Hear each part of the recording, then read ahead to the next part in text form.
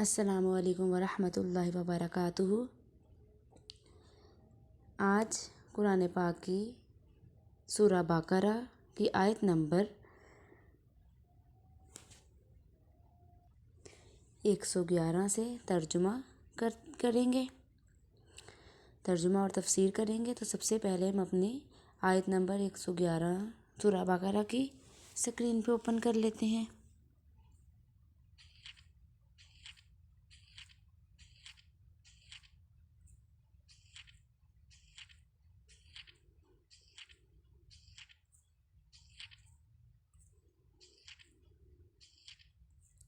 جی،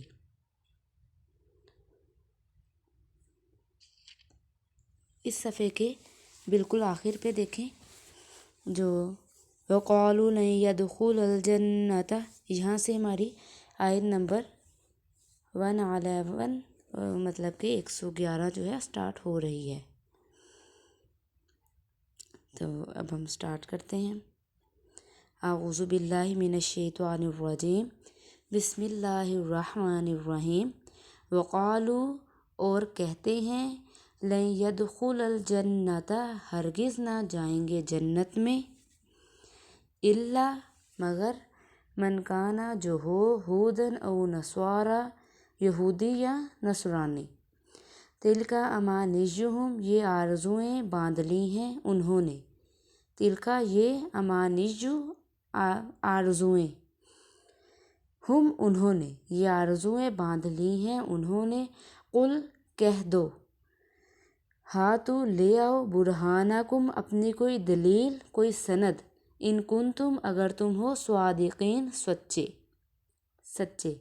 بلا کیوں نہیں، من اسلم جو جس نے تابع کر دیا، جو سلام لے آیا، وجہہ اپنے چہرے کو، اپنے منہ کو، للہ اللہ کے لیے، وہو محسن اور وہ نیک کام کرنے والا ہے، فلاح سو اسی کے لیے، اجرہ اس کا اجر ہے، عند ربہ اس کے رب کے پاس، ولا خوف اور نہ کوئی خوف ہوگا، ڈر ہوگا، علیہم ان پر، ولا ہم یحزنون اور نہ وہ غمگین ہوں گے۔ وقالت الیہود، اور یہود تو کہتے ہیں، لیست النصارى نہیں ہے نصارہ، علی شیء کوئی راہ پر، کوئی دین پر، وقالت النصارى اور نصارہ کہتے ہیں، لیست الیہود نہیں ہے یہود، علی شیء کوئی دین پر، کوئی راہ پر، وہم یتلون الکتاب اور وہ پڑھتے ہیں کتاب کو، کذالک اسی طرح، قول الذین کہا ان لوگوں نے، لا یعلمون جو جاہل ہیں، جو نہیں جانتے تھے، جن کے پاس علم نہیں تھا، لا یعلمون جو جاہل ہیں، مثل قولہم انہی کی بات کے مثل، فاللہ پس اللہ، یحکم وہ فیصلہ کرے گا، حکم کرے گا، بینہم ان کے درمیان، یوم القیامت قیامت کے دن، فیما اس بات میں، کانوا وہ تھے، فیہ اس میں، یختلفون جھگڑا کرتے۔ اب اس میں خلاصہ تفسیر یہ ہے کہ یہود و نصارہ یوں کہتے ہیں کہ بہشت میں ہرگز کوئی نہ جائے گا، ان لوگوں کے جو یہودی ہوئے، یہ تو یہود کا قول ہے، یا ان لوگوں کے جو نصرانی ہوئے، یہ نصارہ کا قول ہے۔ اللہ تعالیٰ ان کی تردید فرماتے ہوئے ارشاد فرماتے ہیں کہ یہ خالی دل بہلانے کی باتیں ہیں اور حقیقت کچھ بھی نہیں ہے۔ آپ صلی اللہ علیہ وسلم ان سے یہ تو کہیے کہ اچھا اپنی دلیل لاؤ،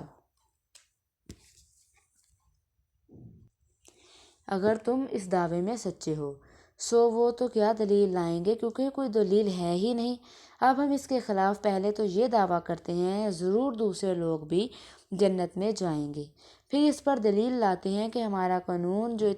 با اتفاق سماوی ملتوں کے ماننے والوں کے پایہ ثبوت کو پہنچ چکا ہے۔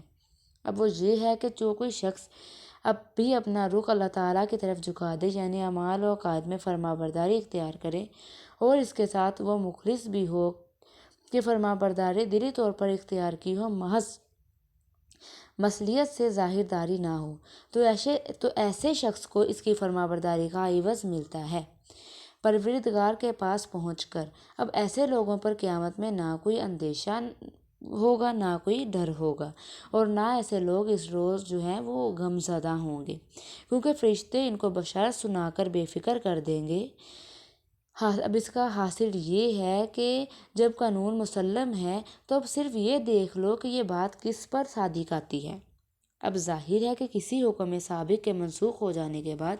इस पर अमल करने वाला किसी भी तौर पर फरमाबरदार नहीं हो सकता, क्योंकि यहूद और नसारा पर जो किताबें नाजिल हुई थी वो कुरान पाक नाजिल होने के बाद मनसूख हो गई।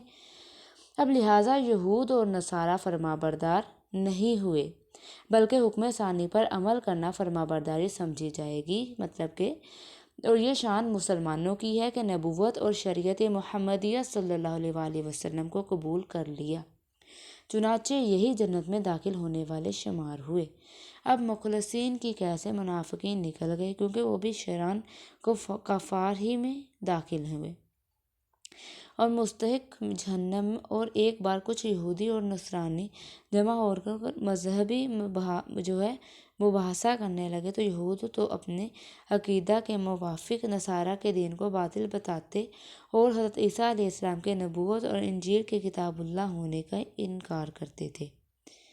मगर नसारा भी ज़िद और तआस्सुब में आकर दीन यहूद को बेअसल और बातिल कहने लगे और हज़रत मूसा अलैहिस्सलाम की रसालत और तौरात की किताबुल्लाह होने का इनकार करने लगे। अल्लाह ताला इस किस्सा को नकल फरमा कर बतौर तरदीद फरमाते हैं कि यहूद कहने लगे कि नसारा का मज़हब किसी बुनियाद पर कायम नहीं, यानी सिरे से ही गलत है। इसी तरह नसारा कहने लगे कि यहूद का मज़हब किसी बुनियाद पर कायम नहीं, यानी सिरे से गलत है। हालांकि ये सब फरीकैन के लोग आसमानी किताबें भी पढ़ते पढ़ाते हैं, यानी यहूदी तौरात को और ईसाई इंजील को पढ़ते और देखते हैं, और दोनों किताबों में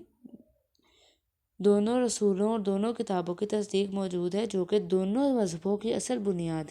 है। अब मनसूख हो जाने की बिना पर काबिल अमल ना हो, ये बात साबित है। अहले किताब तो ऐसे दावे करते हैं थे कि इनकी देखा देखी मुशरिकीन को भी जोश आया, और इसी तरह से ये लोग भी जो कि महज बेइल्म हैं, इन्हीं जो हैं अहले किताब सा कौल दोहराने लगे कि इन यहूद और नसारा सबका दीन बेबुनियाद है, हक पर बस हम ही हैं। सो यहाँ सब अपनी अपनी हाँक लें, अल्लाह ताला इन सब के दरमियान आमली फ़ैसला कर देंगे। क़यामत के दिन इन तमाम मुकद्दमात में जिनमें वो बाहम इख्तलाफात कर रहे थे, और वो आमली फ़ैसला ये होगा कि अहले हक को जन्नत में और अहले बातिल को जहन्नम में फेंक दिया जाएगा। अब अमली फ़ैसला की कैद इसलिए लगाई कि कौली और बुरहानी फ़ैसला तो अकली और नकली दलाइल के ज़रिए दुनिया में भी हो चुका है। अब इसके मसाइल। अब इन आयात में अल्लाह ताला ने यहूद और नसारा के बाहमी इख्तलाफात को एक दूसरे पर रद्द का ज़िक्र फरमाकर इनकी नादानी और इस इख्तलाफात के मुज़र असरात का बयान, फिर इस हकीकत का इजहार फरमाया है इन तमाम वाक़यात में मुसलमानों के लिए बड़ी अहम हदायत हैं, जिनका बयान आगे आता है। अब यहूद और नसारा दोनों ने दीन की असल हकीकत को फरामोश करके मज़ाहिब के नाम पर एक कौमियत बना ली थी, और इनमें से हर एक अपनी ही कौम के जन्नती और मकबूल होने और अपने सिवा तमाम अक़वाम आलम के दोज़खी और गुमराह होने का जो है यकीन रखते थे। इस अब नामाकूल इख्तलाफात, अकल में समझ ना आने वाले इख्तलाफात का ये नतीजा निकला कि मुशरिकीन को ये कहने का मौका मिल गया कि ईसाईयत भी बेबुनियाद और यहूदियत भी बेअसल, हक और सही बस हमारी बुत परस्ती है। अब अल्लाह ताला ने दोनों कौमों की जहालत और गुमराही के मुतालिक फरमाया कि ये दोनों कौमें जन्नत में जाने के असल सबब से गाफिल हैं। जो असल सबब है वो अल्लाह के आखिरी नबी हज़रत मोहम्मद सल्लल्लाहु अलैहि वसल्लम की शरीयत पर ईमान लाना है। महज मज़हब के नाम की कौमियत के पीछे पड़े हुए हैं। हकीकत यही है कि मज़हब, यहूद और नसारा या इस्लाम, इन सब की जो असल रूह दो चीज़ें हैं।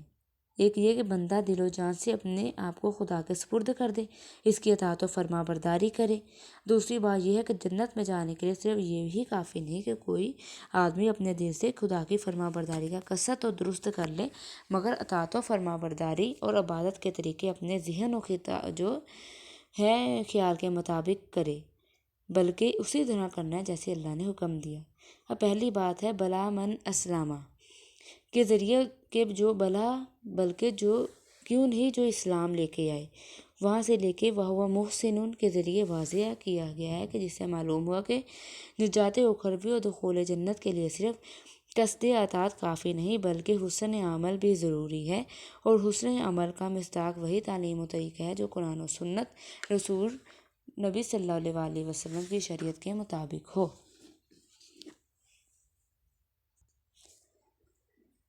اب نسلی مسلمان ہو یا یہودی اور نصرانی، اللہ کے یہاں اس کی کوئی قیمت نہیں، اصل چیز ایمان اور عمل صالح ہے۔